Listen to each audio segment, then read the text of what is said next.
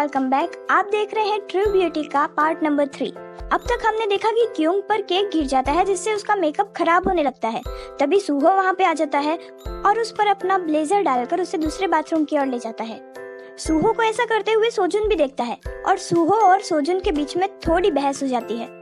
कुछ देर बाद क्योंग अपना मेकअप ठीक करके बाहर आती है और कहती है कि मेरी मदद करने के लिए थैंक्स। पर ये सूहो नहीं सोजुन होता है। वो कहता है कि तुम वो हेलमेट वाली हो ना, मुझे अपना हेलमेट वापस चाहिए।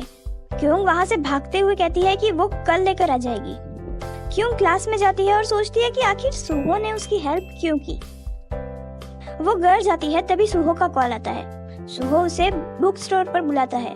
क्योंग मना करती है तो सूहो कहता है कि तुम आओगी नहीं तब तक मैं तुम्हारा यहीं पर वेट करूंगा।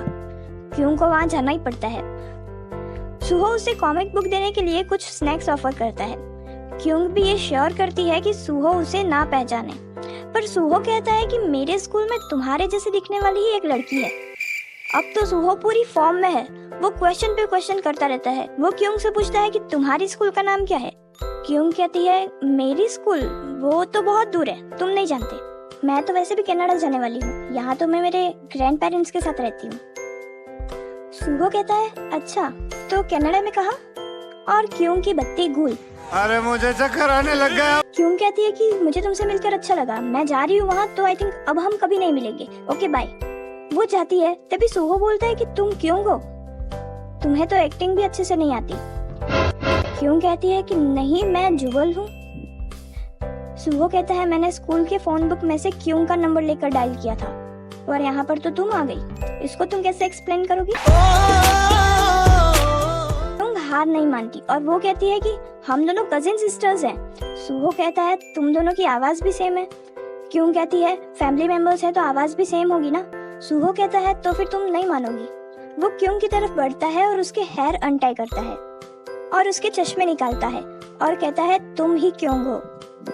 इतने में ही वहाँ पर क्यों की मॉम आ जाती है और उसे उसके नाम से बुला लेती है। क्यों सूहो को कहती है कि हाँ मैं ही क्यों हूँ, क्या कर लोगे तुम। इसी बीच लाइट भी चली जाती है तो क्यों उसका चश्मा लेकर वहाँ से भाग जाती है, पर क्यों का रबर बैंड सूहो के हाथ में रह जाता है। सूहो घर पर आता है और रबर बैंड को देखकर क्यों को याद करता है। जब क्यों ने उसे स्कूल में बैग दिया था तब उसने कॉमिक बुक देख ली थी और कॉफी शॉप में भी जब क्यों बाथरूम में थी तब सूहो वहाँ से गुजरा था और उसने क्यों को खुद पर गुस्सा करते हुए सुन लिया था और शायद इसलिए ही उसने स्कूल में क्यों को बचाया था। तो वो ये याद करते हुए स्माइल करता है।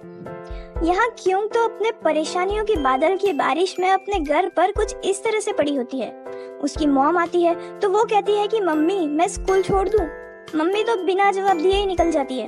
फिर उसकी बहन आती है, वो उससे कहती है कि दीदी क्या तुम मुझ पर पैर रखकर मुझे मार दोगी। उसकी बहन भी उसको इग्नोर करके चली जाती है। मेरा तो इतना लाइफ खराब हो गया है, इतना लाइफ खराब हो गया है मेरा। क्यों तो हमेशा सैड रहती है, पर वो डिसाइड करती है सबसे पहले घबराना नहीं। वो सूहो के पास जाती है फुल कॉन्फिडेंस के साथ। वो सोचती है कि वो उसे धमकाएगी और कहेगी कि वो ये बात किसी को नहीं कह सकता, पर होता कुछ उल्टा ही है। वो सूहो के पैरों में पड़कर गिड़गिड़ाती है और कहती है प्लीज किसी को मत बताना।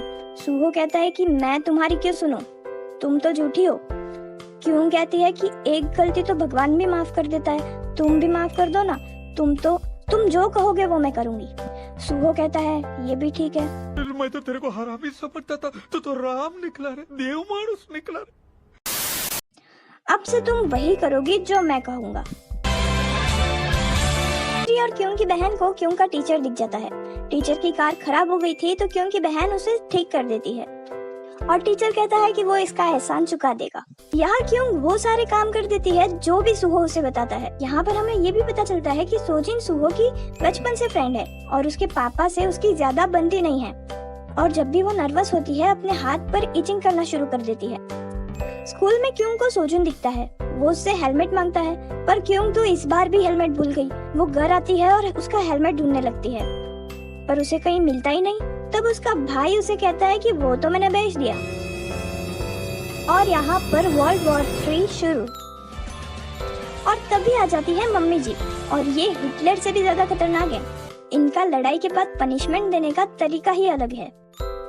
क्यों उसके भाई को कहती है कि वो हेलमेट सोजुन का है और कैसे भी करके वो लेकर आए। तभी क्योंग को सुहो मैसेज करता है जिसमें वो उसे कॉमिक बुक लेकर आने के लिए कहता है। क्योंग वो कॉमिक लेने स्टोर पर जाती है तो देखती है कि एक बच्चे ने वो कॉमिक बुक ले ली है। क्योंग जैसे तैसे करके खिला पिला कर एंटरटेन करके वो बुक बच्चे से लेकर आती है और ये सब सुहो भी देख रहा होता है और स्माइल करता है।